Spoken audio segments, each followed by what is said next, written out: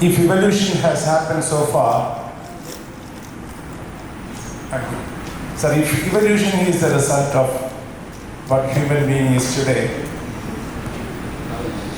if evolution is the result, is the cause of what human beings is today, has evolution stopped in that sense on metabolical, in transforming human being to a different race or a superhuman being or something.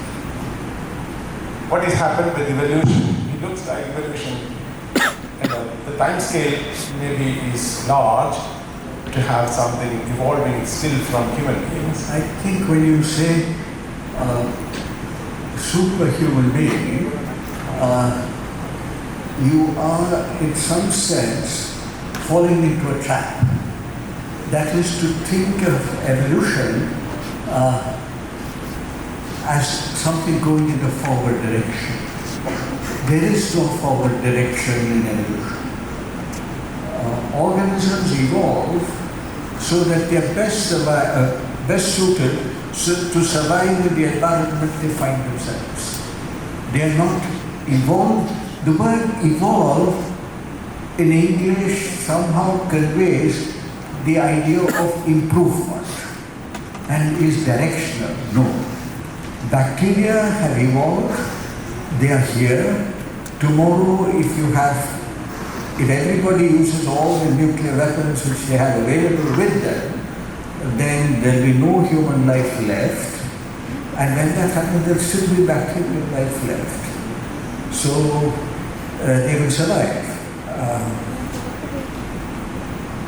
Why I have raised this is really to ask a question, and it's a question I wonder about. And the question is this: if you don't use something, over a period of time, evolution decides. There are many things that we have gained and some other things that we have lost. You see, compared to our monkey ancestors, we don't have such good backs. Even at a relatively young age, we begin to suffer from back problems because our anatomy was not really suited very much to this vertical style of walking, but that has given other advantages, but not this. So there are problems which come in. Now, what one would like to imagine with artificial intelligence is the following. If artificial intelligence does everything that it's likely to do, then the question is how much of the human brain would the normal human being be using? Slowly you will find that many things will remain unused. There are some things that we do which are actually disappearing. One of the things which is disappearing, and this is in a time scale of, I would say even at my time scale, which is an insignificant time scale in evolutionary things. How long do you think it will take for writing to disappear? It's likely to happen sooner than later. But what happens is we only imagine what will happen in our lifetime. We are most concerned about it, nothing else. So we don't have the capacity to worry about it. But writing will disappear over time because we're now only going to be doing this and not doing this. And same way, you can imagine the consequences on the brain. And I suspect, there's an interesting thing. Bronowski called his book The Ascent of Man. Darwin called his second book The Descent of Man. That is, man descended from the apes. So that's the famous picture that they put. So that was called The Descent of Man. Bronowski, on the other hand, is not talking about biological evolution. He's actually talking about cultural evolution. Cultural evolution is technological evolution. Every technology changes the culture. Communication technology changes the culture. Transportation technology changes the culture. So, yes, sir. That is what I was also coming to. The evolution in terms of matter has stopped, but the evolution has taken the matter in matter and energy being the same. It is on a different level now that's happening, which is also the Yeah, culture. we don't know how the future will unfold. See, there is no reason to suppose, if you take biological history as a guide, there's no reason to suppose that human beings will persist for much longer than a certain number of years. If you have dinosaur extinction, you can have human extinction also, just another species, nothing more. The fact that there are 8.3 billion, there are many more of bacteria. They're small, they survive, and so in fact, the biomedical scientist Joshua Lederberg says this very well. During the AIDS pandemic in the 1980s, he wrote saying that the microbes remain our last competitor for the dominion of the planet. And he says there's no reason to suppose that we will win any war against them.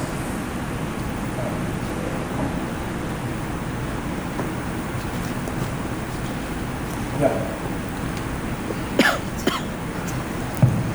Sir, I have a very simple question. While we are talking about the protein evolution, apart from the primary structure, any level of organization we can see either the alpha helical structure or beta beta sheet. So whether it has evolved in different, animal kingdom. No, certainly not. All of biochemistry, anything in the biochemistry textbook, barring the few things that they will talk about in tomorrow's meeting on molecular signaling, almost everything leads to the old statement that biochemistry is the same between E. coli and elephants. So there is really no change. All the processes are the same. There's nothing in human beings biochemically which is particularly special. You mean right from the origin of the life Yes. until today? As today, nothing much, because what has happened is a bacterial cell has learned only how to become a eukaryotic cells, and eukaryotic cells have then learned how to come together to make tissue. A multicellular organism is now an animal or a fungus or a beginning of a plant. So multicellularity gives rise to animals and plants. So that's why the tree of life really has only three major kingdoms: bacteria, archaea, and eukarya. So the eukaryotic cell is a major invention. Photosynthesis is another major invention. They both happen at the same time.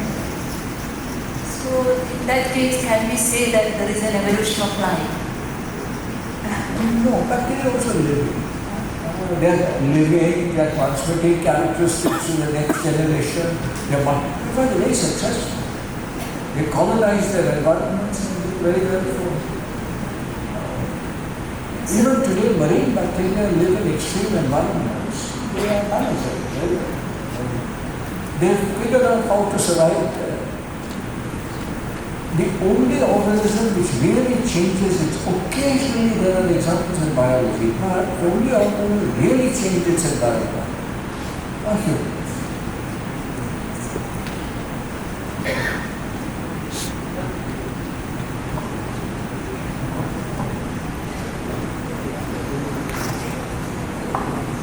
Based on the concluding remarks, just I want to know your views or opinion or suggestions related to future of science and challenging times for academicians which were this contemporary India which we are facing. I mean, I'm just asking you on your concluding remarks. Yeah, see, the major challenge for science, I believe, is the fact that now there's a general consensus that the practice of science requires public support, and public support is limited, and therefore public support should be given only to those scientific activities which are likely to lead to useful things for people. So you must have translational science, but much of the science on which everything rests is not science imagined with any translational outcome in mind. All our understanding is based on basic understanding. You can't have a quantum mission without the idea of the quantum. You can't. What was it trying to explain? I don't think trying to explain black body radiation was in fact anybody would have given any money. Of course, you didn't need much money to explain it, but at least you needed a salary. And we should worry about it a little bit. Also, education, what I said today, is important because you have to understand that almost anything that I say is based on experimental fact. Where it rests on weak ground, people are trying to make the ground stronger. They may even change. But some things don't change. No? Anything that is based on mythology doesn't change. Mythology does not change. There are some things which don't evolve in that sense, and they don't change. We have many wrong theories, no doubt, but they all disappear in time. And for biochemistry students, I would say this, that for example, although I said that about Mitchell at the end, mitochondrial oxidative phosphorylation is a subject that people in biochemistry should pay attention to when they are studying it. It's an obscure subject, but it's very important. And it turns out that everybody in the field was looking for an energy-rich molecule, and they were hunting for a molecule. It was Mitchell who recognized that there may be no molecule at all. So you're hunting for something that doesn't exist. And then he had a theory. That's thought. Okay.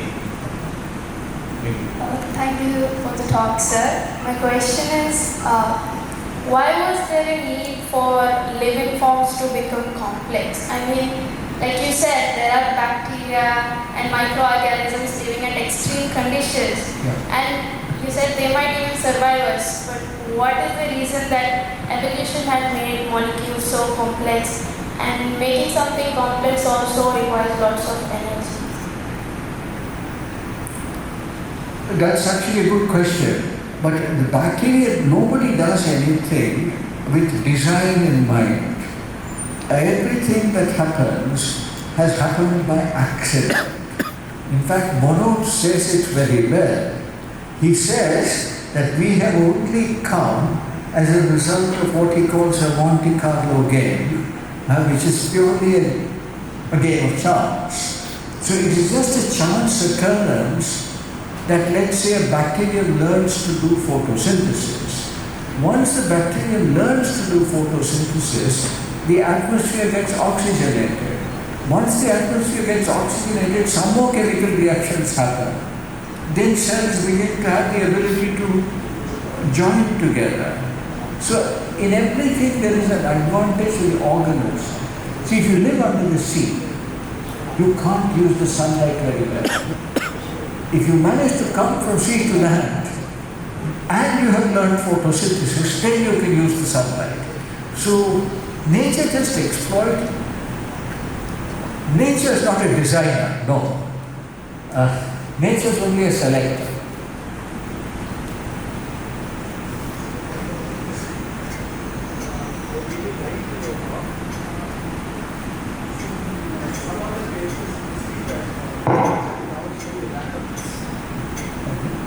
Some of the cases, nature, we see that it likes to randomness.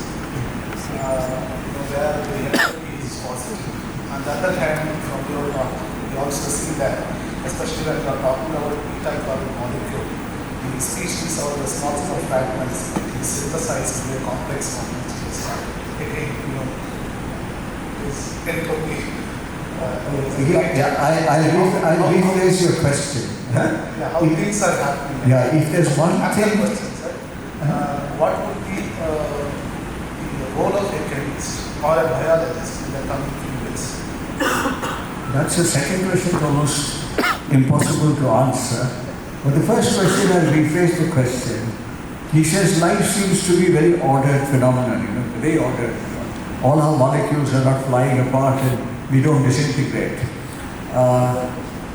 Is this a violation of the second law of thermodynamics, the laws of thermodynamics in general?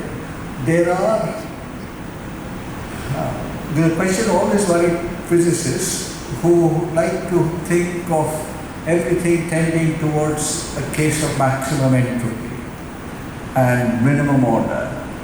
But that only turns out if you don't take the surroundings into consideration. So if you look at Schrodinger's 1944 book, he has an entire chapter in this as to does life violate thermodynamic principles? And he doesn't come to a complete conclusion, but many years later a biophysicist, again a physicist, Monowitz, actually has written a book on thermodynamics and biology. And he actually argues, interestingly, and some people have called this the fourth law of thermodynamics, that when energy flows through a system, it tends to organize the system. So we are living at the expense of energy. That energy is coming from, with various transformations in between, it's coming from the sun. Just imagine not eating. You take it for granted, but we just don't eat. You fast unto death. So, life will end. You need energy coming in from somewhere. Eventually, any food that you eat is coming from somewhere. Like a corollary to this, I would ask you to think about, we don't like parasites. Malaria parasite, we call it, because it lives in the mosquito and then lives in the human being and causes disease. It cannot live by itself. Question you can ask is, can you live by yourself? The answer is no. See, you cannot even make some of the amino acids which are needed in your proteins. They come from your diet. Who then is your host? You have a host. Who is your host? The earth. And that is why some ecologists, James Lovelock primarily, advanced this concept of the earth itself as a gigantic living organism. So just like we worry about the bacteria in our gut, the earth worries about all the human beings on its surface. It's a very interesting idea because it tells you the importance of sustaining the environment and working not to destroy the environment. No good virus destroys its host. So in the interest of time, we'll stop here because some of the students has to take a bus as well. So now may